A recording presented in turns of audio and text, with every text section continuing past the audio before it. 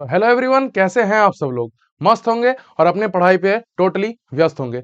आज हम लोग का जो टॉपिक है that is structure of atom. इसको अच्छे से देखिएगा, बारीकी से देखिएगा। ईच एंड एवरी जो बेसिक कंसेप्ट होता है इस चैप्टर से सब आप लोग का क्लियर होने वाला है, सब आप लोग का क्लियर होने वाला है। तो ध्यान देके थोड़ा देखिएगा, राइट। चलिए चलते हैं। देखिए, बात कर रहे हैं structure of atom.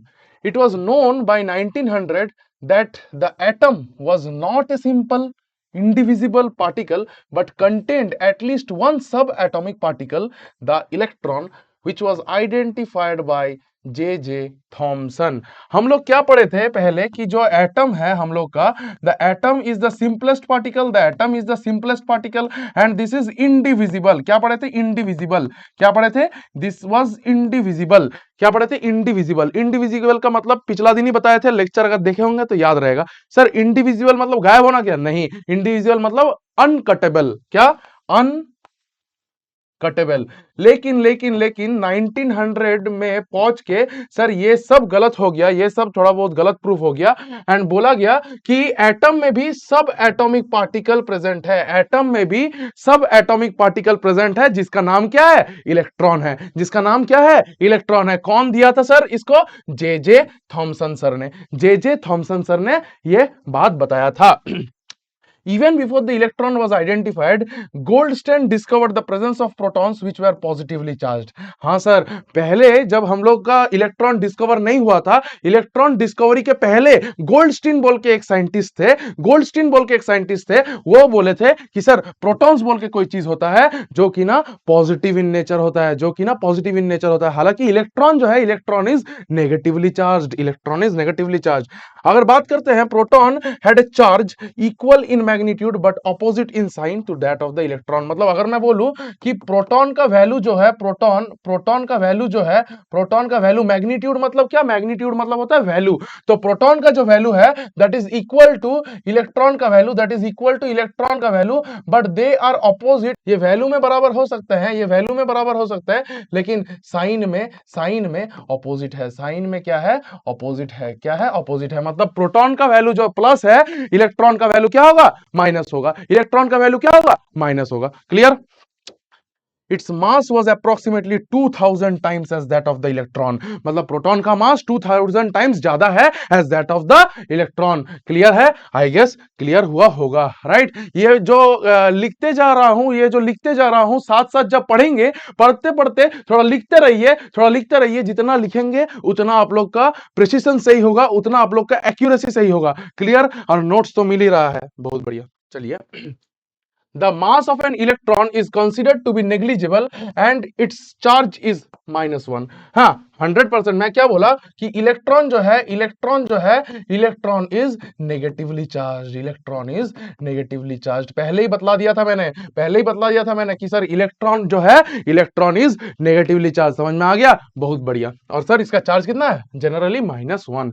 It seemed likely that an atom was composed of protons and electrons mutually balancing their charges। Sir एक एटम, अगर हम बोले एक एटम, अगर मैं बोलूं कि ये एक एटम है, ये एटम क्या है? न्यूट्रल है। लेट्स सपोज हम बोल रहे हैं ये एटम न्यूट्रल है। तो इसमें क्या है सर? ये किससे कंपोज्ड है? प्रोटॉन्स एंड इलेक्ट्रॉन्स से। किससे कंपोज्ड है? प्रोटॉन से कंपोज्ड है। Protons and electrons, protons and electrons. तो प्रोटॉन्स एंड इलेक्ट्रॉन से कंपोज्ड है। तो ये जो प्रोटॉन है सर, ये क्या है? Let's suppose +1 charge, let's suppose +1 charge. ये जो इलेक्ट्रॉन है दैट इज हाउ मच? -1। तो +1 एंड -1 दोनों मिलके क्या हो गया? 0 हो गया। दोनों मिलके क्या हो गया? 0 हो गया। तो हेंस 0 मतलब क्या है? 0 मतलब क्या? न्यूट्रल। 0 मतलब क्या? Neutral. Is it clear? Is it clear? तो balancing their charges. Sir balance भी हो रहा है, +1 -1 charged, balanced. Very good, very good, very good. अगर कहीं पर भी कुछ डाउट, दिक्कत हुआ, मैं और फिर बार मतलब फिर से बोल रहा हूं, कमेंट सेक्शन आप लोग के लिए खुला हुआ है। जहां पर भी डाउट हो रहा है मैसेज कीजिए, टेक्स्ट कीजिए, कोई दिक्कत नहीं। We are always there to help. Is it clear? अच्छा, और वीडियो को भी रिवाइंड कर सकते हैं, पीछे देख सकते हैं, तो सर समझ में आएगा ही आएगा। ऐसा कुछ ताबड़तोड़ नहीं पढ़ाया जा रहा कि सर मतलब एकदम बहुत हाई लेवल चले जा रहे हैं, ठीक है? तो ऐसा बात नहीं है। क्लियर? अच्छा, इससे भी बहुत हाई लेवल हम लोग जा सकते हैं, लेकिन जितना आप लोग का कोर्स में है उतना ही पढ़ेंगे, टू द पॉइंट पढ़ेंगे कि सर सिलेक्शन हो जाए, जो भी एग्जाम आप लोग दे रहे हैं आप लोग अच्छे नंबर से पास हो, ठीक है। अच्छा, it also appear that the protons were an interior of the atom, sir atom के अंदर प्रोटॉन रहता है, एटम के अंदर में प्रोटॉन रहता है, for whereas electrons could easily be peeled off but not protons, मतलब इलेक्ट्रॉन तो सर बाहर घूमते रहता है, इलेक्ट्रॉन तो बाहर घूमते रहता है, तो इलेक्ट्रॉन को इजीली निकाल सकते हैं हम लोग, लेकिन प्रोटॉन को इजीली पील्ड ऑफ नहीं कर सकते, मतलब निकाल नहीं सकते, क्यों सर, वो इंटीरियर में रहता है, अंदर रहता है, clear, okay. Dalton's atomic theory suggested that atom was indivisible and indestructible.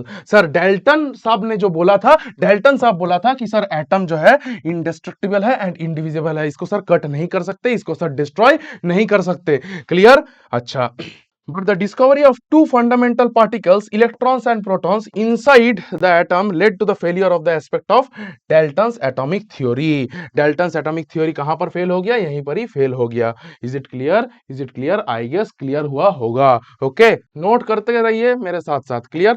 चलिए, it was then considered necessary to know how electrons and protons are arranged within an atom. इसको तब मतलब माना गया, हाँ, considered necessary to know how electrons and protons are arranged in an atom. ये atom के अंदर में या फिर एटम के सराउंडिंग में कैसे इलेक्ट्रॉन्स एंड प्रोटॉन सराउंडेड है, ये हम लोग को जानने के लिए मतलब जरूरी है, ये जानना जरूरी है हम लोग के लिए, क्लियर।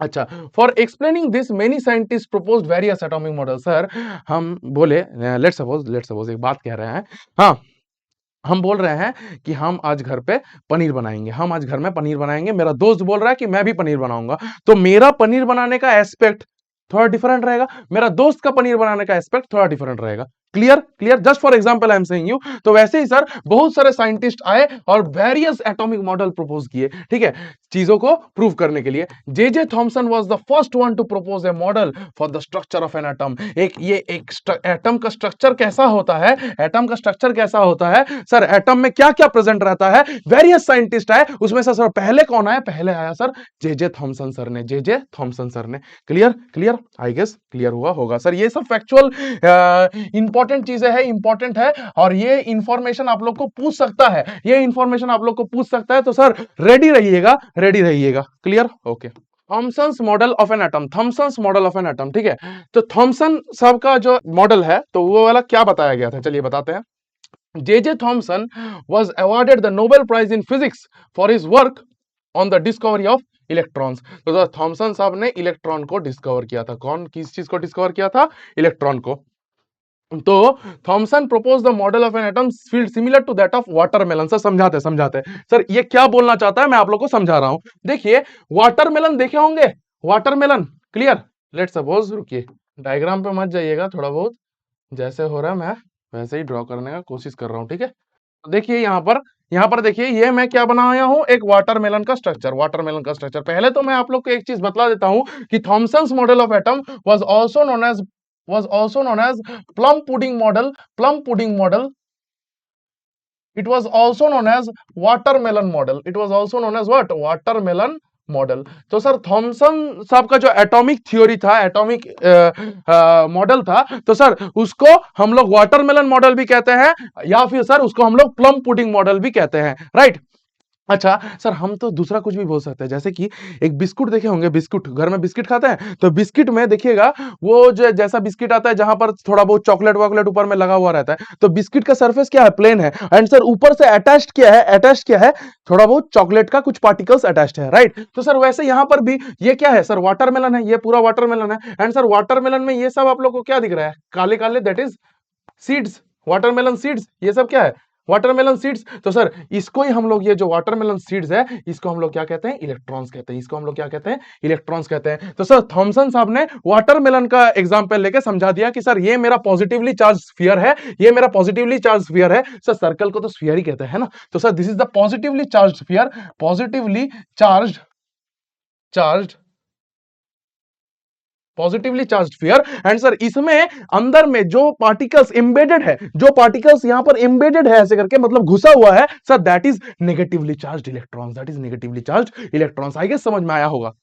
अब देखिए पढ़ते हैं the positive charge in the atom is spread all over like red edible part. Sir ये जो रेड एडिबल पार्ट है that is the positively charge part of red edible part of the watermelon, वो positive charge है। While the electrons are studded, studded मतलब sir embedded, embedded मतलब sir घुसा हुआ है, right, in the positively charge sphere like the seeds in the watermelon. Sir ये क्या है, ये इलेक्ट्रॉन्स है, that is the seeds, that is the seeds. ठीक है सर, अगर लिखना है तो सर ऐसे करके लिख सकते हैं, या फिर सर एक स्क्रीनशॉट उठा लीजिए, समझ में आएगा जब पढ़ेंगे। जब सर ऐसे नहीं कि लेक्चर देख लिए फिर नहीं पढ़ेंगे, सर लेक्चर देखिए उसके साथ साथ घर में पढ़ते रहिए, घर में पढ़ते रहिए। ओके, डेली का पढ़ाई डेली कीजिए। क्लियर, बहुत बढ़िया, समझ में आया होगा। अब क्या बोले थॉमसन सर ने बोला कि an atom consist of a positively charge sphere and the electrons are embedded in it. बताया तुम लोग को पहले ही, the negative and positive charges are equal in magnitude, so the atom as a whole is electrically neutral। ये भी पहले बता दिया मैंने कि ये जो एटम है, ये एटम क्या है, ये एटम न्यूट्रल है, ये एटम न्यूट्रल है। क्यों? क्यों sir, atom is comprising of protons and electrons, protons and electrons. Let's suppose proton का है +1 चार्ज, इलेक्ट्रॉन का है -1 चार्ज, तो सर ओवरऑल ये क्या हो गया, ओवरऑल ये क्या हो गया, न्यूट्रल हो गया। ओवरऑल ये क्या हो गया, न्यूट्रल हो गया। इसके रिस्पेक्ट में अगर बात करें तो ये मेरा वाटरमेलन का जो स्ट्रक्चर था, ये मेरा वाटरमेलन है, ये मेरा वाटरमेलन है, और वाटरमेलन में सीड्स प्रेजेंट है, सीड्स प्रेजेंट है। तो यहां पर अगर मैं बात बताऊं कि सर यहां पर रेड वाला पोर्शन पॉजिटिवली चार्ज है, positively charge, positively charge, and sir ये काला वाला पोर्शन क्या है, नेगेटिवली चार्ज, काला वाला पोर्शन क्या है, नेगेटिवली चार्ज। तो ये दोनों का मैग्नीट्यूड बराबर है, मैग्नीट्यूड मतलब सर वैल्यू, इन दोनों का वैल्यू बराबर है। मतलब लेट सपोज अगर मैं बात करूं कि पॉजिटिवली चार्ज जो है, पॉजिटिवली चार्ज लेट सपोज 5 है, लेट सपोज नॉर्मल एग्जांपल ले रहा हूं, तो नेगेटिव चार्ज भी 5 ही रहेगा। तो सर दोनों दोनों को बैलेंस कर दिया, एंड सर एटम जो है ओवरऑल वो सर न्यूट्रल है। क्या हो गया, न्यूट्रल हो गया। आई गेस क्लियर हुआ होगा। Although Thomson's model explained that atoms are electrically neutral, the result of experiments carried out by other scientists could not explain this model, as we'll see below। Sir बाकी जो scientist थे वो इस model को ठीक से एक्सप्लेन नहीं कर पाए। Rutherford's model of an atom, बहुत बढ़िया है सर, बहुत बढ़िया। तो Rutherford was known as the father of nuclear physics. Rutherford was known as the father of nuclear physics. जब फिजिक्स पढ़ेंगे हम लोग तब और भी बहुत कुछ जानेंगे न्यूक्लियर फिजिक्स के बारे में। ठीक है, बहुत सारा चीज है आप लोग को सीखने के लिए। तो सर जैसे आप लोग को ये मिल रहा है, इसको एक रामबाण के तरह के सोचिए, सोचिए, एंड सर लेक्चर देखते जाइए, ऐसे नहीं कि मिस कर दिए, लेक्चर देखिए continue. Okay, he is famous for his work on radioactivity and the discovery of nucleus of an atom। तो सर रदरफोर्ड ने क्या डिस्कवर किया था, न्यूक्लियस डिस्कवर किया था, nucleus of an atom. With the gold foil experiment he got the Nobel prize in chemistry in 1908। मतलब सोच रहे हैं पहले का जमाने में सर इसको फादर ऑफ न्यूक्लियर फिजिक्स भी कहा जाता था, नोबेल प्राइज केमिस्ट्री में मिल गया। मतलब कैन यू इमेजिन, मतलब कितना हाई लेवल का। तो सर इसके बारे में पढ़ते हैं, ये जो डायग्राम है ये वाला समझ में आएगा, हम बताएंगे अभी। हाँ, तो देखते जाइए, सिर्फ देखिए। Ernest Rutherford was interested in knowing how the electrons are arranged within an atom। ये एटम के अंदर में इलेक्ट्रॉन कैसे तरीके से अरेंज्ड है ये जानने के लिए ये बहुत उत्सुक थे। ठीक है, अच्छा, Rutherford designed an experiment for this. Rutherford इस जानने के लिए एक एक्सपेरिमेंट को डिजाइन किए। क्या डिजाइन किए, एक एक्सपेरिमेंट डिजाइन किए कि हमको जानना है कि सर कैसे मतलब इलेक्ट्रॉन एटम के अंदर में अरेंज्ड है। In this experiment fast moving alpha particles were made to fall on a thin gold foil. Alpha particles are doubly charge helium ion. तो अगर कोई पूछा व्हाट आर अल्फा पार्टिकल्स, ये क्वेश्चन आता है, व्हाट आर अल्फा पार्टिकल्स, कोई सा भी एग्जाम दे रहे ये पूछा जाता है, what are alpha particles. So you can say it is doubly charged helium ions, doubly charged helium ions. उसके साथ ये लिख दीजिएगा, doubly charge helium ions, He2+। Okay, this is alpha particles. Since they have a mass of 4u, the fast moving alpha particles have a considerable amount of energy। तो sir जो alpha particles है उसके पास कुछ एक energy है। Of course sir कोई अगर move कर रहा है तो उसके पास एनर्जी तो होगा, तो सर इसके पास एक कंसिडरेबल अमाउंट ऑफ एनर्जी है। अगर सर इसका मास का मैं बात करूं तो मास का अगर बात करूं that is 4u, that is 4u। Sir ये u का मतलब क्या है, ये u का मतलब समझ नहीं आया सर। u एक यूनिट है, ये यूनिट क्या है, unified mass, this is unified mass. इसका एक रिलेशनशिप मैं आप लोग को बता देता हूं, इसका एक रिलेशनशिप बता देता हूं। 1 AMU is equal to 1 U is equal to 1 Dalton. ठीक है, तो सर AMU मतलब क्या होता है, एटॉमिक मास यूनिट, यू क्या होता है, unified mass, and this is Dalton. Clear. AMU क्या होता है क्या नहीं होता है ये भी बाद में आप लोग को मैं बतला दूंगा। Clear. It was expected that alpha particles would be deflected by the subatomic particles in the gold atoms. Since the alpha particles were much heavier than the protons, he did not expect to see large deflections. But the alpha particle scattering experiment gave totally unexpected results. अगर मैं alpha particle का ये देखिए, late suppose ये एक gold foil है, late suppose ये gold foil है, इससे मैं अल्फा पार्टिकल पूरा पास करा रहा हूँ, तो सर ये जो साइंटिस्ट है, तो साइंटिस्ट क्या देखे, क्या ऑब्जर्व किए कि सर बहुत सारा अल्फा पार्टिकल क्या अनडिफ्लेक्टेड पास हो रहा है। सर रिजल्ट देखेंगे, अभी रिजल्ट देखेंगे, देखिए ना, देखिए फॉलोइंग ऑब्जर्वेशंस यहीं पर ही है, देखिए The following observations were made. Most of the fast moving alpha particles pass straight through the gold foil. क्या बोले कि मैक्सिमम अनडिफ्लेक्टेड पास कर गया, मतलब मैक्सिमम एकदम स्ट्रेट पास कर गया। मैं मतलब ये मैं खड़ा हूं, ये जो है ये है, लेट्स सपोज, तो यहां से एकदम स्ट्रेट पास कर गया, ऐसे करके एकदम एकदम यहां से सर स्ट्रेट पास कर गए। क्लियर, स्ट्रेट पास कर गए। Some of the alpha particles were deflected by the foil by small angles. पहला पॉइंट क्या बोले कि sir maximum of the alpha particle pass straight through the gold foil undeflected. Sir कुछ कुछ जो है, कुछ कुछ तो डिफ्लेक्ट हो ही जाएगा, कुछ कुछ तो डिफ्लेक्ट हो ही जाएगा, मतलब सर ऐसे करके रुकिए हम दिखा देते हैं आपको, पिक्चर दिखा देते हैं। Surprisingly 1 out of every 12,000 particles appear to rebound, मतलब सर घूम के वापस वहीं पर ही आ जाना, मतलब यहां से मैं स्टार्ट कर रहा हूं, यहां से मैं स्टार्ट कर रहा हूं, एंड सर मैक्सिमम क्या किया, मैक्सिमम यहां से जाके यहां से निकल गया, मतलब स्ट्रेट निकल गया, स्ट्रेट निकल गया। क्लियर। कुछ कुछ क्या किया कि कुछ कुछ डिफ्लेक्टेड हो गया, डिफ्लेक्टेड मतलब यहां से निकल के ऐसे करके निकल गया। ठीक है, मतलब ये देखिए ऐसे करके जा रहा है, देखिए ऐसे करके जा रहा है, जा रहा है, जा रहा है, एंड सर ऐसे करके निकल गया। क्लियर, डिफ्लेक्ट हो गया। एंड सर कुछ कुछ क्या किया, मतलब 12,000 में से वन, 12,000 में से वन, मतलब समझ पा रहे हैं, तो देखिए ऐसे करके गया, वापस यू टर्न मार लिया, गया वापस यू टर्न मार लिया। क्लियर। दिखाते हैं, पिक्चर दिखाते हैं अभी, ठीक है। In the words of Rutherford, this result was almost an incredible as if you fire a 15-inch shell at a piece of tissue paper and it comes back and hits to you। ठीक है, तो ये सब पढ़ने का जरूरत नहीं है, ये जो पढ़ना है that is this one. Okay, रुकिए दिखाते हैं। देखिए अब देखिए मैक्सिमम अल्फा पार्टिकल्स देखिए क्या किया, एकदम स्ट्रेट पास कर गया, देखिए स्ट्रेट पास कर रहा है, स्ट्रेट पास कर रहा है। कुछ कुछ क्या किया, कुछ कुछ क्या किया, कुछ सर डिफ्लेक्ट हो गया, कुछ सर डिफ्लेक्ट हो गया, देखिए कुछ कुछ डिफ्लेक्ट हो गया। एंड सर मतलब 1 in 12,000, 1 in 12,000 क्या होगा कि सर वो ऐसे करके गया एंड सर ऐसे रिबाउंड कर गया, मतलब बैक बैक आ गया। Is it clear? I guess clear हुआ होगा। इसके अलावा सर ये डायग्राम आप लोग देख सकते हैं अच्छे से, एनसीईआरटी का ही डायग्राम है, देखिए scattering of alpha particles by gold foil. Sir gold foil से ये एक्सपेरिमेंट किया गया था, दूसरे किसी से नहीं हो सकता। Clear. Conclusions drawn from the alpha particle scattering experiment, this is important. Okay, this is important.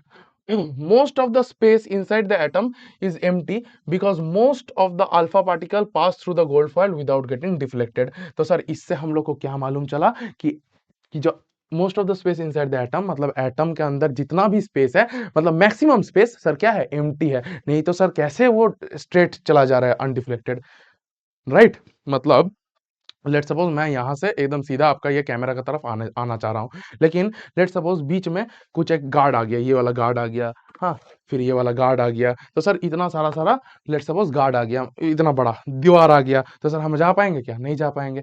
Sir यहाँ पर एम्प्टी स्पेस है, इसलिए ना मैं आप लोग की तरफ आ पा रहा हूँ, ये कैमरा की तरफ आ पा रहा हूँ। लेकिन सर अगर अगर अगर अगर अगर सर यहाँ पर कुछ नहीं रखा हुआ है, तो सर हम आसानी से आ पाएंगे, यस और no? 100%। Very few particles were deflected from their path, indicating that the positive charge of the atom occupies very little space। कुछ कुछ सर डिफ्लेक्ट बैक हो गए, ठीक है, ऐसे जाके ऐसे वापस आ गए, मतलब डिफ्लेक्ट कर गए लाइक दिस, ऐसे, राइट। एक एंगल बना के, तिरछा एंगल बना के डिफ्लेक्ट कर गए। तो सर इससे क्या इंडिकेट किया कि सर पॉजिटिव चार्ज जो है वो बहुत ही कम स्पेस ऑक्युपाई कर रहा है। और sir a very small fraction of alpha particles were deflected, indicating that all the positive charge and mass of the gold atom were concentrated in a very small volume within the atom। कुछ बहुत ही मतलब very small fraction में, एकदम एकदम एकदम छोटा सा portion क्या है अल्फा पार्टिकल का डिफ्लेक्ट कर गया, indicating that all positive charge and mass of the gold atom का कुछ मास है वेर कंसेंट्रेटेड मतलब एक जगह पे एकदम कम, बहुत कम स्टोर हुआ है, ठीक है, in a very small volume within the atom. अच्छा, अगर आप लोग से कोई बोले कि सर गोल्ड का फॉर्मूला क्या है बताइए, तो गोल्ड का फॉर्मूला क्या है बताइए, तो बता पाएंगे क्या? 100% बताना चाहिए, ए यू, ओके। सिल्वर का पूछा गया तो क्या बताएंगे? सिल्वर का पूछा गया तो क्या बताएंगे? एजी। जानना चाहिए, ओके, जानना चाहिए आप लोग को। On the basis of his experiment, Rutherford put forward the nuclear model of an atom which had the following features। ठीक है, ये सब एक्सपेरिमेंट के बेसिस में रदरफोर्ड क्या किया, nuclear model of an atom put सामने लाया, और सर उसका कुछ कुछ फीचर्स था जो हम लोग अभी पढ़ेंगे। क्या था सर फीचर्स, थोड़ा बताइए। There is a positively charge centre in an atom called the nucleus. Sir let suppose ये एक एटम है, लेट सपोज ये वाला मेरा एक एटम है, क्या है, ये वाला मेरा एक एटम है। तो सर क्या हो गया, ओके, इसको ही मान लेते हैं, ठीक है, पिक्चर को ही मान लेते हैं। तो सर लेट्स सपोज ये मेरा एक एटम है, तो सर एटम के बीच वाला पोर्शन जो रहेगा ना, that is known as your nucleus. Atom के बीच वाला पोर्शन जो रहेगा that is known as your what, nucleus. तो देखिए वही लिखा हुआ है, there is a positively charge centre in an atom called the nucleus, called the nucleus, okay.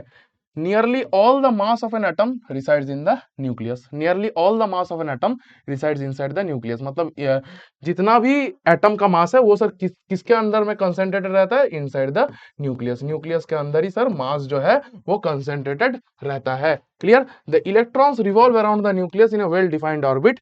The size of the nucleus is very small as compare to the size of the atom. हम एक अलग diagram बनाने का कोशिश कर रहे हैं, ये डायग्राम छोड़िए, हाँ, देख देख सकते हैं, हालांकि एनसीईआरटी का है तो इंपॉर्टेंट तो होगा ही। क्लियर? अच्छा, मैं यहाँ पर बनाता हूँ आप लोग के लिए, इसको मैं मान लेता हूँ, इसको मैं मान लेता हूँ न्यू न्यूक्लियस, इसको मैं मान लेता हूँ न्यूक्लियस, ठीक है। अच्छा, ये जो है, ये जो है सर, ये इसको मैं ओवरऑल मान लेता हूँ कि ये एक एटम है। तो सर इलेक्ट्रॉन जो होगा, इलेक्ट्रॉन खुद बताइए, यहाँ पर तो पढ़े, यहाँ पर तो हम लोग पढ़े कि सर इलेक्ट्रॉन कहाँ पर रिवॉल्व करता है। Sir the electrons would revolve around the nucleus in well defined orbit. Sir जैसे कि ये वाला एक ऑर्बिट है, अगर यहाँ पर भी ऑर्बिट बनाए तो सर इलेक्ट्रॉन ऐसे करके रिवॉल्व करते रहते हैं, इलेक्ट्रॉन ऐसे करके रिवॉल्व करते रहते हैं, इलेक्ट्रॉन आउटर मोस्टली रिवॉल्व करेंगे, okay. And the size of the nucleus, अगर न्यूक्लियस का साइज बोलूं, size of the nucleus, size of the nucleus बहुत ही छोटा है, बहुत ही छोटा है as compare to the size of atom. ये आप लोग बता सकते हैं कि सर एटम का जो साइज है वो बहुत ज्यादा है as compare to the size of the nucleus. Sir यहाँ पर पिक्चर से भी आप लोग देख पाएंगे कि सर देखिए ना, ये वाला जो एटम है, ये वाला जो एटम है, ये देख पा रहे हैं एटम, और सर यहाँ पर जो ये वाला लेट्स सपोज ये जो छोटा पोर्शन जो न्यूक्लियस है, ये वाला छोटा नहीं है, ये वाला छोटा है, ये वाला छोटा है, सर ये वाला छोटा है। तो sir size of the nucleus is of course smaller than that of the size of the atom. ये पिक्चर भी आप लोग देख सकते हैं, हालांकि कोई दिक्कत नहीं है। चलिए क्या पढ़ेंगे अभी हम लोग, drawbacks of Rutherford's atomic model। Drawbacks of Rutherford's atomic model: the orbital revolution of the electrons is not expected to be stable. ठीक है सर, ये जो ऑर्बिट के अराउंड जो इलेक्ट्रॉन है, जो रिवॉल्व कर रहा है, जो घूम रहा है, इसको सर हम लोग स्टेबल कंसीडर अभी नहीं कर सकते। Any particle in a circular orbit would undergo acceleration. 100% sir, कोई अगर कोई सर्कुलर ऑर्बिट में घूम रहा है, लेट सपोज मैं यहाँ पर खड़ा हुआ हूँ, और सर यहाँ पर एक लेट सपोज गोल कुछ एक है, ठीक है, गोल कुछ एक है, तो सर वहां पर मैं मूव कर रहा हूँ, मूव कर रहा हूँ, मूव कर रहा हूँ, ऐसे करके मूव कर रहा हूँ, तो सर उसका एक्सेलरेशन बढ़ जाएगा, एक्सेलरेशन ऑफ कोर्स बढ़ जाएगा, ओके। तो सर वुड अंडरगो एक्सेलरेशन, मतलब एक्सेलरेशन फेनोमेनन वो अंडरगो करेगा। सर एक्सेलरेशन क्या है, फिजिक्स में बताया जाएगा। During acceleration charge particles would radiate energy. Sir acceleration जब होगा तब सर जो चार्ज पार्टिकल्स है वो सर एनर्जी एमिट आउट करेंगे, एनर्जी एमिट आउट करेंगे, ठीक है। दस the revolving electron would lose energy and finally fall into the nucleus. कि सर इतना घूम रहे हैं, इतना घूम रहे हैं, इतना घूम रहे हैं, इतना घूम रहे हैं, तो सर इतना घूमते घूमते क्या सर थक तो जाएंगे ना, इतना घूमते घूमते थक तो जाएंगे ना सर, पूरा घूम रहे, पूरा एक्सेलरेशन से घूमे जा रहे, घूमे जा रहे, घूमे जा रहे, ठीक है। इसके चलते क्या हुआ, जो इलेक्ट्रॉन जो रिवॉल्व कर रहा था, इलेक्ट्रॉन जो रिवॉल्व कर रहा था, उसका एनर्जी जो होगा वो कम हो जाएगा, एनर्जी जो होगा वो कम हो जाएगा, एंड फाइनली न्यूक्लियस के अंदर चल जाएगा, न्यूक्लियस के अंदर चल जाएगा। पूरा आप लोग घूम रहे, घूम रहे, घूम रहे, घूम रहे, कंटिन्यू घूमे जा रहे, पूरा एक्सेलरेशन से घूम रहे, तो सर एक टाइम में आप लोग थक जाएंगे, एंड थक के गिर भी जाएंगे, थक के गिर भी जाएंगे। तो that is like that only. अच्छा, if this were so, the atom should be highly unstable and hence matter would not exist in the form that we know। We know that atoms are quite stable। अगर यही होता तो sir हम लोग को मतलब समझ में आता कि सर एटम जो है that is highly unstable and hence matter would not exist. Matter जो फॉर्म में हम लोग को मालूम है कि मैटर क्या क्या फॉर्म में एग्जिस्ट करता, तो सर वो नहीं करता। हम लोग को यह मालूम है कि sir atoms are quite stable. Atom जो है वो सर मतलब स्टेबल तो है, एटम जो है वो सर स्टेबल है। ठीक है, ये हम लोग को मालूम है। We know that atoms are quite stable in nature. Is it clear? I guess clear हुआ होगा। ठीक है सर, हम लोग जब 11-12 का पढ़ाई करते हैं ना, जब हम लोग 11-12 का पढ़ाई करते हैं तब वहां पर बहुत सारा न्यूमेरिकल है इस चैप्टर से बहुत सारा न्यूमेरिकल है। तो वहां पर मतलब न्यूमेरिकल जब सॉल्व करते हैं तो सर बहुत मजा आता है। तो हालांकि आप लोग का न्यूमेरिकल है नहीं, तो मतलब उसका आनंद उठा नहीं पाएंगे, लेकिन नहीं तो अगर न्यूमेरिकल होता तो सर बहुत ताबड़तोड़ न्यूमेरिकल हम लोग सॉल्व किए हुए होते। क्लियर? तो कोई दिक्कत नहीं, अभी सभी मतलब थियोरिटिकल पोर्शन को थोड़ा अच्छे से समझिए। हाँ, नोट्स जो है ये बढ़िया नोट्स है, थ्योरी के लिए बेस्ट नोट्स है, तो अच्छे से नोट्स को फॉलो कीजिएगा। क्लियर? तो न्यूट्रॉन्स न्यूट्रॉन्स सर, न्यूट्रॉन नाम से ही समझ में आ रहा है कि सर कुछ न्यूट्रल का बात होगा, कुछ न्यूट्रल का बात होगा। तो सर कौन डिस्कवर किया था? सर चैडविक साहब ने, चैडविक सर, चैडविक साहब ने। ठीक है, डिस्कवर्ड अनदर सब atomic particle which had no charge and mass nearly equal to that of proton. It was eventually named a neutron. क्यों सर? क्योंकि इसका कोई चार्ज है नहीं, इसका कोई चार्ज नहीं है। जैसे कि मैं अगर बात करूं कि प्रोटॉन जो है, प्रोटॉन प्रोटॉन का सर पॉजिटिव चार्ज है। प्रोटॉन का क्या है? पॉजिटिव चार्ज है। सर अगर मैं इलेक्ट्रॉन का बात करूं, अभी मैं इलेक्ट्रॉन का बात करूं, तो sir that is negative charge, that is negative charge. Clear? लेकिन अगर मैं न्यूट्रॉन का बात करूं, यहां पर क्या पढ़ रहे हैं हम लोग? न्यूट्रॉन का पढ़ रहे हैं। तो न्यूट्रॉन का नो चार्ज, न्यूट्रॉन का कोई चार्ज नहीं है, इसलिए सर हम न्यूट्रल बोले। ठीक है, तो neutrons are present in the nucleus of all atoms except hydrogen. Hydrogen में सिर्फ नहीं है। Very important, very very important. ठीक है, ये यही सबसे क्वेश्चन बनता है। देखिए हम हाईलाइट भी कर दे रहे हैं, हम बोल भी दे रहे हैं कि सर इंपॉर्टेंट क्या है, इंपॉर्टेंट आप लोग के लिए क्या है। अभी सर आप लोग को क्या करना है? लेक्चर ध्यान से देखना है। लेक्चर नोट्स तो आप लोग को मिल ही जाएगा, लेकिन जो लेक्चर देख रहे हैं, लेक्चर में जो बात मैं बता रहा हूं आप लोग को, तो सर वो ज्यादा इंपॉर्टेंट है, वो बहुत ही इंपॉर्टेंट है। काहे? क्योंकि सर हम तो बोल रहे हैं आप लोग को, हम तो आप लोग को बोल रहे हैं कि सर कि यहाँ पर एक्सेप्ट हाइड्रोजन, क्योंकि न्यूट्रॉन्स न्यूक्लियस एटम का हर न्यूक्लियस में प्रेजेंट होता है, किसको छोड़ के? हाइड्रोजन को छोड़ के। ये वाला मैं बताया यहाँ पर, बोला इंपॉर्टेंट। ठीक है, आप लोग लेट सपोज नोट पढ़ते पढ़ते स्किप कर गए, तो सर इसलिए लेक्चर अटेंड करना बहुत इंपॉर्टेंट होता है, सुनना बहुत इंपॉर्टेंट होता है। सर टीचर आप तो बोल रहे हैं, हम लोग सुन रहे हैं, समझा रहे हैं, समझ रहे हैं, तो सर ये एक बहुत ही इंपॉर्टेंट फेनोमेनन होता है। ईच एंड एवरी स्टूडेंट जो होता है वो पहले लेक्चर ही अटेंड करता है, फिर नोट्स पढ़ता है। क्यों? Why? Because from lecture you get to know about, I am not telling 100%, सब स्टूडेंट के लिए सेम नहीं होता, मोटा मोटी 60 to 70% आप लोग का यहाँ पर घुस जाता है। फिर नोट्स पढ़ते हैं तो सर वो 80% होता है, फिर रिवाइज करते हैं, फिर और 20% हो गया आपका, 90 to 100% में जाके रुकता है। Is it clear? तो सर मैं जो बोल रहा हूं इसको ध्यान से सुनिए और पढ़ते रहिए। Okay, in general a neutron is represented by n, a neutron is represented by n। अगर मैं बात करूं, the mass of an atom is therefore given by the sum of the masses of protons and neutrons present in the nucleus। the mass of electron is quite negligible। Clear? अब देखिए ये जो points है, ये points थोड़ा important है कि electron कौन डिस्कवर किए थे? J Thomson. प्रोटॉन कौन डिस्कवर किए थे? गोल्डस्टीन साहब। न्यूट्रॉन कौन डिस्कवर किए थे? चैडविक साहब। क्लियर? अच्छा, न्यूक्लियस कौन डिस्कवर किए थे?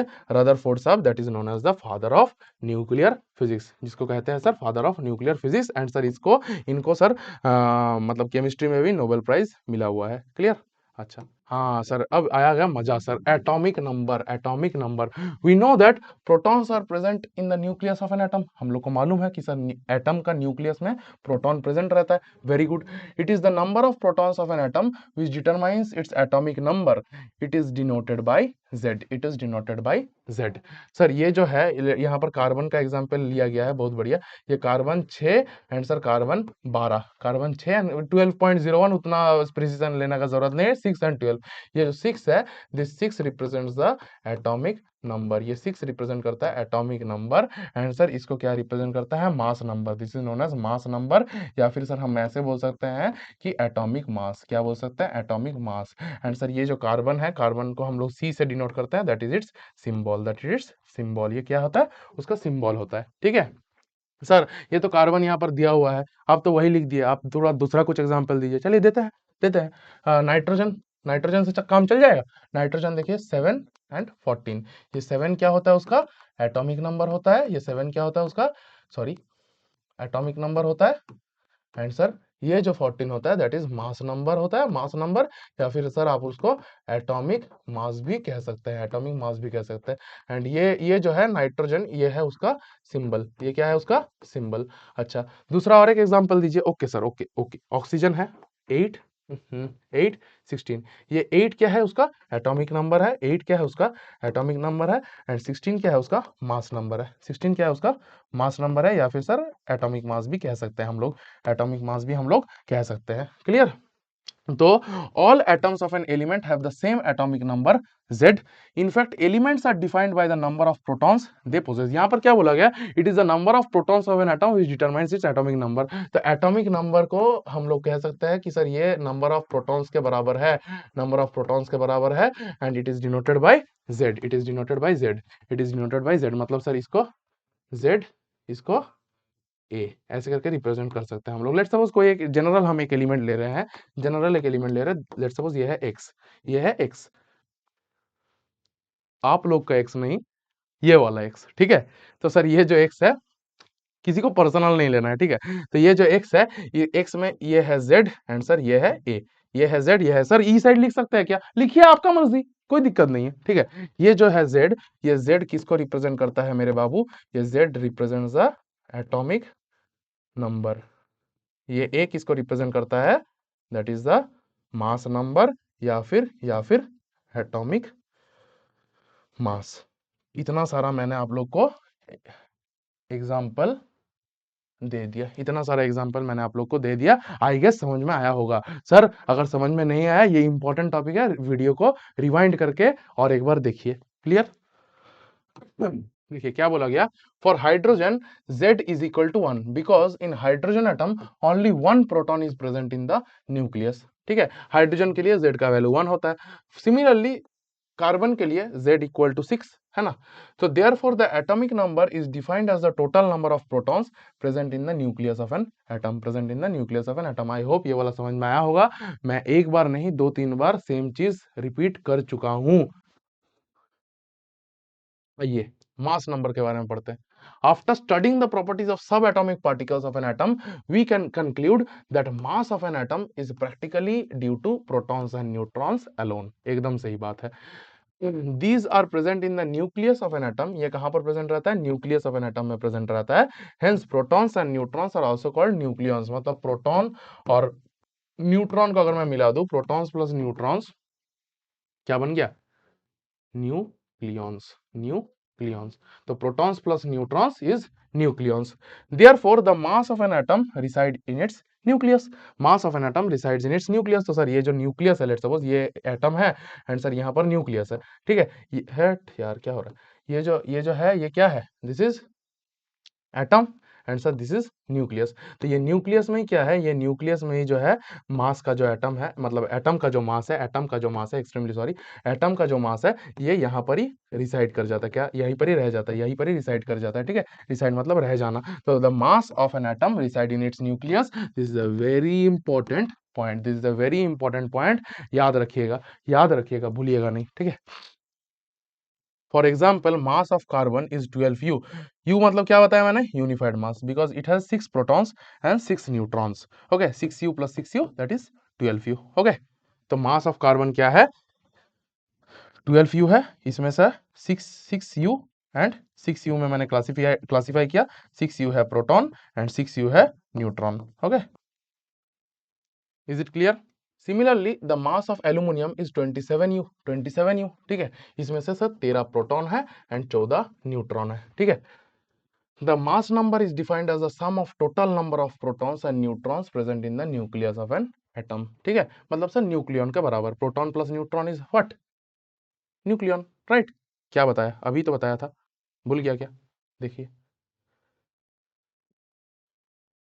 प्रोटॉन न्यूट्रॉन प्लस क्या बन गया? न्यूक्लियन। प्रोटॉन प्लस न्यूट्रॉन क्या बन गया? न्यूक्लियन। समझ में आ गया होगा, ठीक है। The atomic number, mass number and symbol of the element are to be written as. कैसे करके लिखेंगे? अच्छा, यहाँ पर लिखा नहीं है। तो सर ये जो एटॉमिक नंबर है, मास नंबर है, symbol of the element are to be written as, ये वाला तो मैंने आप लोग को अभी बताया कि सर जनरल जो रिप्रेजेंटेशन है वो क्या है, एक्स है। नहीं देख पा रहे, क्या देख पा रहे अभी? ये सर जनरल जो सिंबल है दैट इज एक्स, जनरल जो सिंबल है that is x. And sir ऊपर में लेट सपोज 6 लिख रहे हैं, यहाँ पर 12 लिख रहे हैं, यहाँ पर 6 लिख रहे हैं, यहाँ पर 12 लिख रहे हैं। तो सर यहाँ पर एक काम करते हैं, यहाँ पर सर कार्बन का ही एग्जाम्पल ले लेते हैं। Carbon 6, carbon 12, oxygen 8, oxygen 16, nitrogen 7, nitrogen 14। Clear? अच्छा, समझ में आ गया, समझ में आ गया। अब सर आप लोग को मेरे को बताना है, अभी मैंने पढ़ाया हूँ लेकिन दिखाओ आप लोग कहाँ गया ये वाला, ठीक है। अभी आप लोग को मेरे को बताना है, आप लोग को मेरे को बताना है, कमेंट सेक्शन में बताना है, ठीक है। पढ़ाया भी हूँ, पढ़ाया भी हूँ, आप लोग को अभी बताना है, ये आप लोग का होमवर्क है। आप लोग बताइए मेरे को, आइडेंटिफाई करके बताइए कि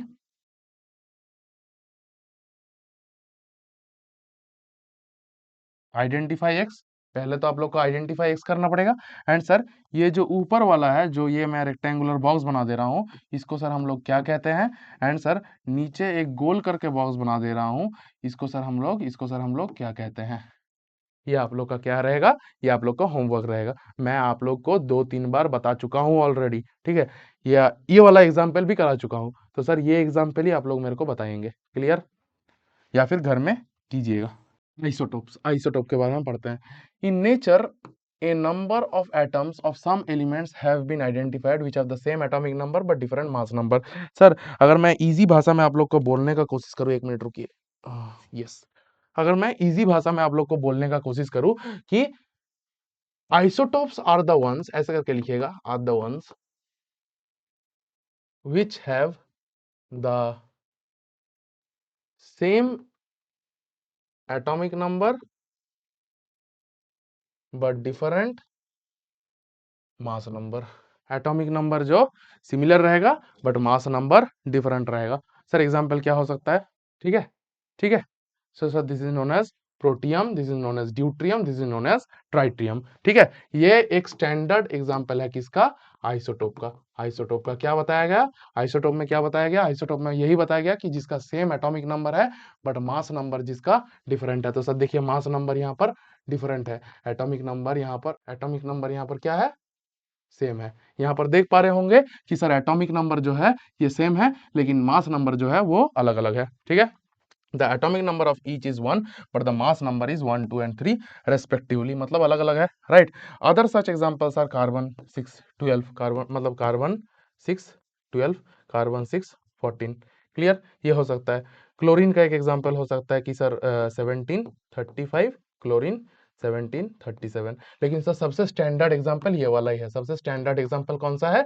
ये वाला है, प्रोटियम ड्यूट्रियम टाइट्रियम। प्रोटियम ड्यूट्रियम टाइट्रियम ये सबसे स्टैंडर्ड एग्जाम्पल है, ये सबसे स्टैंडर्ड एग्जाम्पल है, इसको याद रखिए। एंड कॉपी में भी कोशिश कीजिएगा कि ये वाला या फिर ये वाला लिखाने का, ठीक है। क्लियर? आई गेस क्लियर हुआ होगा। कहीं पर भी कुछ फिर से बता रहा हूं, एक बार नहीं बार बार बता रहा हूं कि कहीं पर भी डाउट हो, दिक्कत हो, परेशानी हो, आपके लिए कमेंट सेक्शन खुला हुआ है। ऐसा नहीं कि कमेंट सेक्शन ब्लॉक्ड है।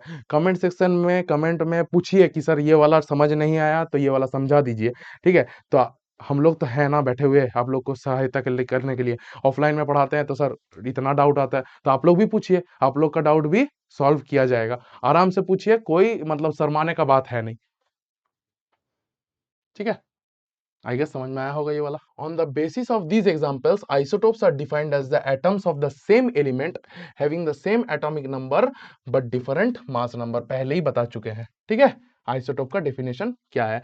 Therefore we can say that there are 3 isotopes of hydrogen atom, namely protium deuterium tritium. Sir ऐसे करके लिख दीजिए, H11, H12, H13, same atomic number different mass number, हो गया। Each isotope of an element is a pure substance. हाँ पिछला दिन sir pure substance impure substance के बारे में पढ़े थे। क्या बताया था कि इम्प्योर सब्सटेंस को क्या कहते हैं? मिक्सचर कहते हैं, राइट।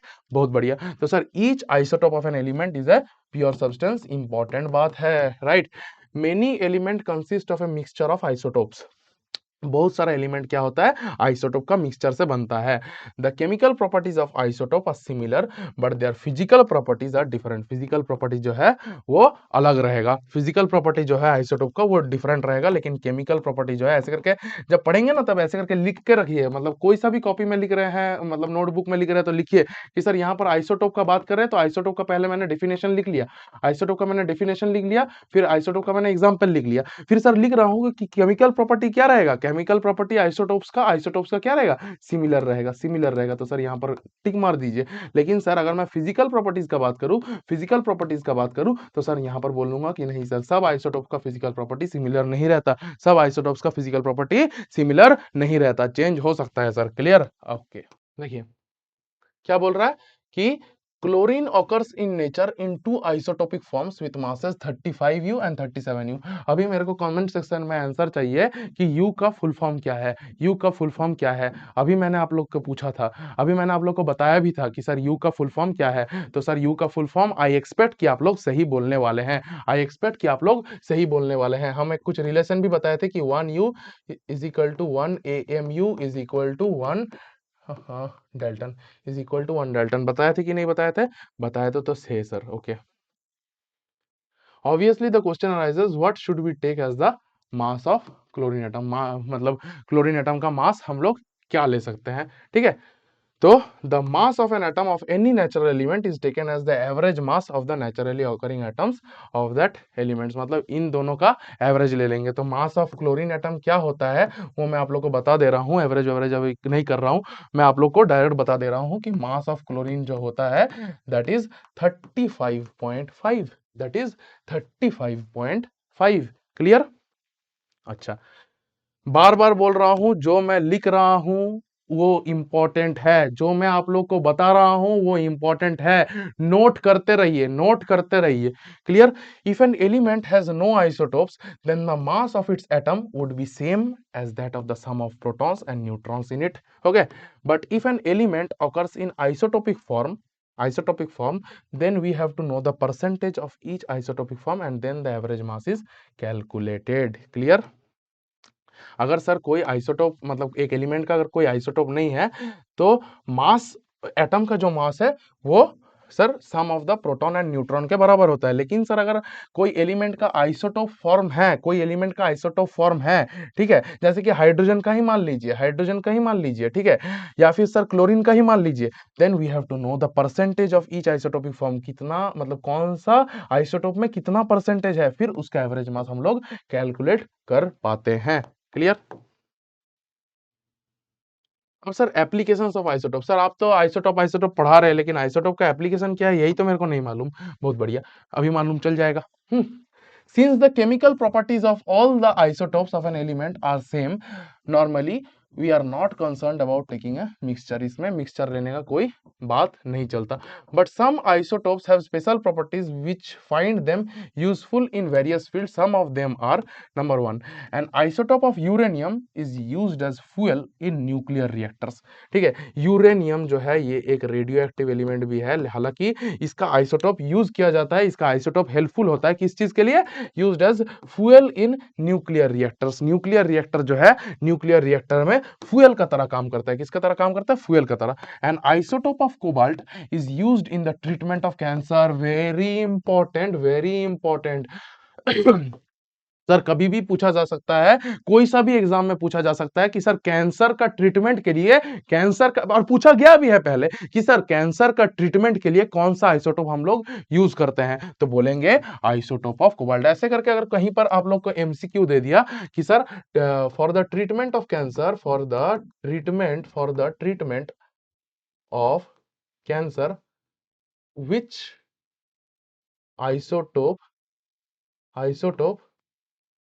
Will be used. अब जो पढ़ा हुआ रहेगा, जो पढ़ा हुआ रहेगा वो तो आराम से बता देगा, लेकिन जो नहीं पढ़ा हुआ रहेगा उसको क्या होगा, उसको हो जाएगा दिक्कत। उसमें उसको क्या हो जाएगा, उसको हो जाएगा दिक्कत, उसको हो जाएगा दिक्कत। यहाँ पर बताया गया यूरेनियम, यहाँ पर बताया गया कोबाल्ट, यहाँ पर बताया गया क्लोरीन, यहाँ पर बताया गया all of the above. Maximum candidate के दिमाग में क्या चलता है, बहुत सारा कैंडिडेट्स के दिमाग में चलता है कि sir all of the above है मतलब वही सही होगा, ऑल ऑफ द अबव है मतलब वही सही होगा। तो सर एक काम करते हैं, इसमें हम कर देते हैं sir option 4 is the correct answer, and sir आप लोग का हो गया गलत, आप लोग का हो गया गलत। ठीक है, इसलिए मैं बता रहा हूं कि सर जब क्वेश्चन सॉल्व करेंगे तो सर थोड़ा ध्यान देके कीजिए। तो सर क्या यूरेनियम होने वाला, क्या नहीं सर, यूरेनियम तो सर फ्यूल के लिए यूज होता है, यूरेनियम तो फ्यूल के लिए यूज होता है sir, fuel in nuclear reactors. तो सर कोबाल्ट होने वाला क्या, isotope of cobalt is used in the treatment of cancer. बार बार क्यों बता रहा हूं, बार बार क्यों बता रहा हूं कि सर दिमाग में सेट हो जाए। पिछला दिन भी बताया था कि दिमाग में सेट कीजिए, ब्रेन में सेट कीजिए, अगर सेट हो गया तो सर काम आसान हो जाएगा। काम जितना है आप लोग का, वो काम जो है वो काम आप लोग का आसान हो जाएगा। एंड सर अगर आप लोग लेक्चर अटेंड करते हैं तो क्या होता है मालूम है, अगर लेक्चर आप लोग प्रॉपरली अटेंड किए, लेक्चर को अच्छे से देखे, सुनिए अच्छे से, एकदम प्रॉपरली सुनिए, एंड सर घर घर में फिर उसका नोट्स एक बार अच्छे से दोहरा लीजिए, तो सर आपका वहीं पर ही सर 70% हो गया, वहीं पर ही 70% हो गया। फिर एक बार रिवीजन कीजिए, उसमें 20-25% हो गया, आपका 90-100% of the chapter is ready, ready.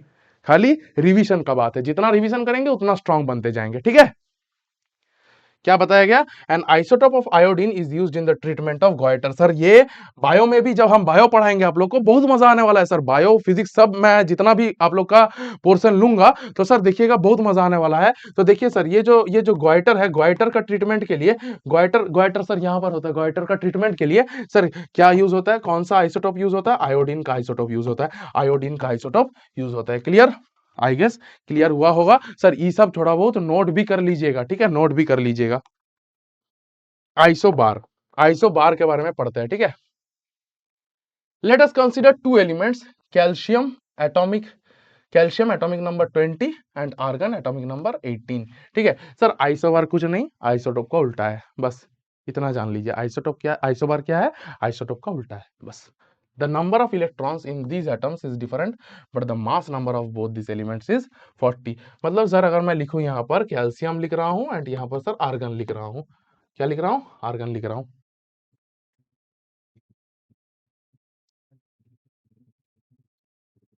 तो सर आप लोग यहाँ पर क्या देख पा रहे हैं, आप लोग यहाँ पर क्या देख पा रहे हैं, खुद ही बताइए, खुद ही बताइए कि सर ये जो मास नंबर है, ये जो मास नंबर है दैट इज सेम, ये जो मास नंबर है दैट इज सेम, लेकिन सर एटॉमिक नंबर जो है 18 20 that is different, that is different. तो सर ऐसे करके लिख लिख के पढ़िए, सुविधा होगा सर। तो एटॉमिक नंबर देख रहे हैं, एटॉमिक नंबर क्या है, एटॉमिक नंबर जो यहाँ पर प्रेजेंट है एटॉमिक नंबर है डिफरेंट, मतलब ऊपर में जो है, ऊपर में जो है दैट इज एटॉमिक नंबर, तो ये डिफरेंट है। लेकिन सर मास नंबर का अगर बात किया 40 एंड 40 तो सर सेम है, मास नंबर क्या है, मास नंबर सेम है, तो वही बताया ना, दैट इज द टोटल, ये तो यहां पर the number of electrons in these atoms is different but the mass number of both this element is 40। अब ये वाला पॉइंट पढ़ते हैं, that is the total number of nucleons is the same in the atoms of this pair of elements। Sir total number of nucleon same होगा, मतलब nucleons मतलब number of protons plus number of neutrons. Sir क्या nucleons फिर same होने वाला है। Clear,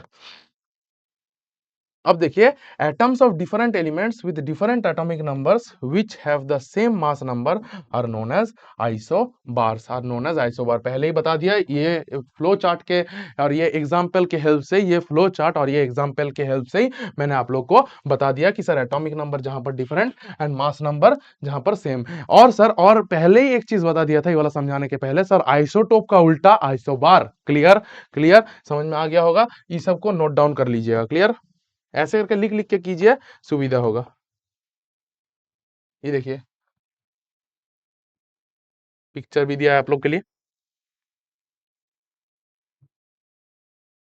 bourse model of atom. Sir जानते हैं यहाँ पर जब हम लोग 11 12 में पढ़ते हैं तब सर एक फॉर्मूला पढ़ते हैं, that is M V R equal to N H by two pi, M V R equal to N H by two pi. ये फॉर्मूला नोट डाउन कर सकते हैं सर आप लोग, ये फॉर्मूला आप लोग नोट डाउन कर सकते हैं, हालांकि जरूरत नहीं है। ठीक है, Bohr's model of atom, Bohr's model of atom क्या बोल रहा है, in order to overcome the objections raised against Rutherford's model of atom, Niels Bohr put forward the following postulates about the model of atom. ठीक है, only special orbits known as the discrete orbits of electrons are allowed inside the atom. ये जो atom के inside में ये जो atom है, late suppose ये एक एटम है, एटम के अंदर में कुछ स्पेसिफिक ऑर्बिट थी जिसको हम लोग डिस्क्रीट ऑर्बिट्स कहते हैं of electrons are allowed inside the atom. सब अलाउड नहीं है, कुछ कुछ स्पेसिफिकल जो ऑर्बिट है उसको ही हम लोग अलाउ कर सकते हैं. Clear. while revolving in discrete orbitals या फिर orbits, sorry orbits, the electrons do not radiate energy. ये जो इलेक्ट्रॉन है, ये इलेक्ट्रॉन कोई एनर्जी रेडिएट आउट मतलब इवॉल्व आउट, कोई एनर्जी इवॉल्व आउट नहीं करते हैं, कोई एनर्जी यहां पर इवॉल्व आउट नहीं होता है. क्लियर. जब ये ऑर्बिट के चारों तरफ घूम रहे होते हैं तो सर इलेक्ट्रॉन कोई भी एनर्जी इवॉल्व आउट नहीं करते हैं. Clear. These orbits or shells are called energy levels. Energy levels in an atom are shown in the figure below. These orbits or shells are represented by the letter K, L, M, N और the numbers 1, 2, 3, 4. मतलब sir एक orbit है, let's suppose K, फिर है L, फिर है M, फिर है N. ठीक है, ये चारों को ही हम लोग लेते हैं तो सर 1, 2, 3, 4. ठीक है, अरेंजमेंट यही है. This is the arrangement, this is the arrangement. Is it clear. और सर ऑर्बिट्स और shells are called energy levels. ठीक है, इसको क्या कहते हैं, ऑर्बिट या फिर सेल को हम लोग क्या कहते हैं, एनर्जी लेवल कहते हैं, एनर्जी लेवल कहते हैं. देखिए यहाँ पर देख पाएंगे sir, K shell n equal to 1, L shell n equal to 2, M shell n equal to 3, N shell n equal to 4. And sir बीच में जो रहता है दैट इज न्यूक्लियस. पहले ही बताया गया है, आप लोग को पहले ही बताया गया है. Clear. How are the electrons distributed in different orbits. Electrons कैसे करके डिफरेंट ऑर्बिट में या फिर शेल्स में डिस्ट्रीब्यूट होते हैं. The distribution of electrons in different orbits of an atom was suggested by Bohr and Bury. The following rules are followed for writing the number of electrons in different energy levels of shells. Sir ये rules भी आप लोग के लिए important है, लिखने के लिए आ सकता है कि what are the rules for writing the number of electrons in different energy levels या फिर शेल्स. क्लियर. तो the maximum number of electrons present in a shell is given by the formula 2n². तो sir यहां पर लिख देता हूं, maximum number of electron present in a shell is equal to 2n². ये वाला है formula, where n is the orbit number of energy level index, that is 1, 2, 3. जैसे हम लोग देखे अभी दिखाता हूं, अभी दिखलाता हूं. नहीं देखे क्या, n equal to 1, n equal to 2, n equal to 3, n equal to 4, ऐसे देख लिया ना. तो वही है, समझ में आ गया होगा, समझ में आ गया होगा, बहुत बढ़िया. चलिए, hence the maximum number of electrons in different shells are as follows. First orbit or K shell will be 2 into 1². Sir कैसे, sir maximum number of electrons residing in the orbit, क्या वाला फॉर्मूला बताया था मैंने, 2n².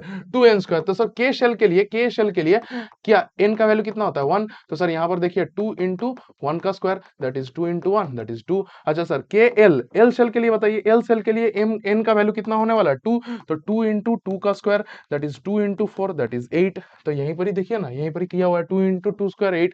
Third orbit और M shell will be KLM. M shell के लिए n का वैल्यू 3 है, तो सर खुद ही कैलकुलेट कीजिए, 2 इंटू यहाँ पर सर 3 का स्क्वायर कर दीजिए, 2 into 9, that is sir 18, that is sir 18. And sir यहाँ पर फोर्थ ऑर्बिट और n शेल क्या होता है, n शेल जो होता है दैट इज 2 इंटू 4 का square, that is 2 into 16, that is 32, that is 32. तो सर इजीली हम लोग इसको कैलकुलेट कर सकते हैं, इजीली हम लोग कैलकुलेट कर सकते हैं. ठीक है, तो सर ये अरेंजमेंट भी फॉलो करता है, 2, 8, 18, 32. ये वाला अरेंजमेंट फॉलो भी करता है जब हम लोग के से n के तरफ जाते हैं, KLMN, right. The maximum number of electrons that can be accommodated in the outermost orbit is 8. That can be accommodated in the outermost orbit is 8. Sir कोई भी एक सब्सटेंस को मतलब स्टेबल होने के लिए लास्ट में 8 इलेक्ट्रॉन का जरूरत पड़ता है. लास्ट में अगर 8 इलेक्ट्रॉन्स हो गया तो सर वो सबसे स्टेबल है, जैसे कि इनर्ट गैस. अगर मैं आप लोग को बात कह रहा हूँ इनर्ट गैस के बारे में, इनर्ट गैस जो होता है, जैसे कि इनर्ट गैस क्या होता है सर, पीरियोडिक टेबल हम पिछला दिन बताए थे, जब पीरियोडिक टेबल पढ़ाएंगे उसका सब ट्रिक हम आप लोग को प्रोवाइड करने वाले हैं, जैसे कि ही, नी, अर, कर, जेरन. ठीक है, helium, neon, argon, krypton, xenon and radon. Okay, तो सर ये जो है these all are inert gas, these all are what, these all are inert gas, these all are inert gas. तो ये जो इनर्ट गैस है इसका जो आउटर मोस्ट ऑर्बिट में या फिर वैलेंस शेल में, वैलेंसी के बारे में मैं पढ़ाऊंगा आप लोग को, ठीक है। वैलेंस शेल मतलब सर आउटर मोस्ट शेल में या फिर आउटर मोस्ट ऑर्बिट में कितना इलेक्ट्रॉन प्रेजेंट है, प्रेजेंट रहे या फिर है कि वो स्टेबल बन जाए, दैट इज 8। अगर सर 8 इलेक्ट्रॉन है, 8 इलेक्ट्रॉन अगर है आउटर मोस्ट ऑर्बिट में तो सर वो स्टेबल है। तो सर यहां पर ये भी लिखा हुआ है कि the maximum number of electrons can be accommodated in the outer most orbit is 8 and after it becomes 8 and after it becomes 8, after it becomes 8, it attains stability, it attains stability. जैसे कि sir सबसे stable कौन है, ये inert gases ही है। ये inert gases का और एक नाम क्या है बाबू, ये इनर्ट गैसेस का और एक नाम है नोबल गैसेस।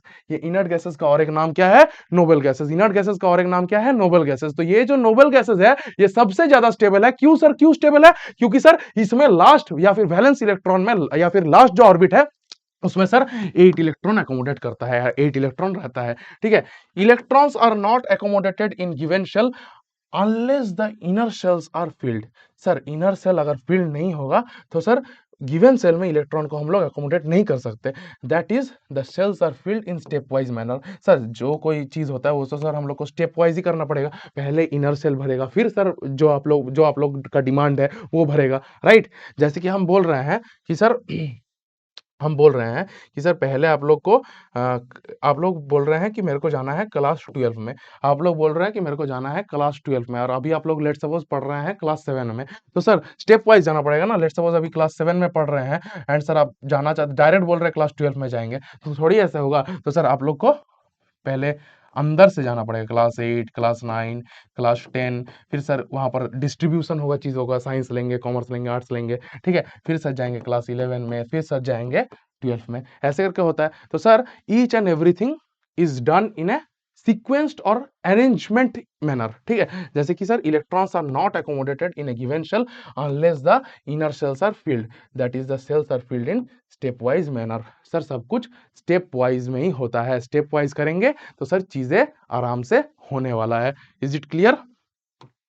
तो आज के लिए हम लोग इतना ही पढ़ेंगे। आप लोग का जो होमवर्क दिया हुआ है वो वाला अच्छे से पढ़िए एंड सर क्लास नोट्स को अच्छे से लिखते रहिए, क्लास नोट्स को फॉलो कीजिए, क्लास नोट्स को फॉलो कीजिए एंड सर ईच का पढ़ाई एवरीडे का पढ़ाई एवरीडे पढ़ते रहिए, एवरीडे का पढ़ाई एवरीडे पढ़ते रहिए। सर कहीं पर भी अगर डाउट हुआ तो सर कमेंट सेक्शन में पूछ सकते हैं, कमेंट सेक्शन में पूछ सकते हैं कि सर ये वाला पोर्शन में डाउट हुआ। तब तक के लिए मैं आप लोग को एक चीज बताना चाहता था कि thank you for attending today's class. Next class में हम लोग मिलते हैं एंड धमाकेदार तरीके से और भी चीजों को आगे लेके जाएंगे। और सर अभी भी रुकिए, अभी भी मतलब सीन बाकी है ना, अभी भी बायो आएगा, फिजिक्स आएगा, बहुत सारा, मतलब पूरा आप लोग का लेक्चर का जो सीरीज है वो वाला आने वाला है। थोड़ा रुकिए, थोड़ा इंतजार कीजिए एंड देखिएगा स्टेप बाय स्टेप, जैसे कि अभी पढ़ाया मैंने स्टेप बाय स्टेप, तो सर स्टेप बाय स्टेप सब कुछ आएगा, राइट। तो सर धैर्य रखिए और सर देखिएगा एकदम जो जिस भी एग्जाम का प्रिपरेशन कर रहे हैं एकदम टॉप लेवल तक जाइएगा। सर नोट्स को अच्छे से पढ़ना है, ये जो नोट्स है ये नोट्स सर आप लोग के लिए रामबाण है, ये नोट्स को अच्छे से पढ़िए। सर क्लास में जो मैं आप लोग को बता रहा हूं उसको अच्छे से सुनिए, जैसे कि सर बताया MVR इक्वल टू NH/2 पाई, थोड़ा बहुत एक्स्ट्रा इन्फॉर्मेशन लेंगे तो कुछ खराब नहीं होने वाला, राइट। तो सर पढ़िए एंड सक्सेस तो होगा ही। With that thank you, next class में मिलते हैं, बाय।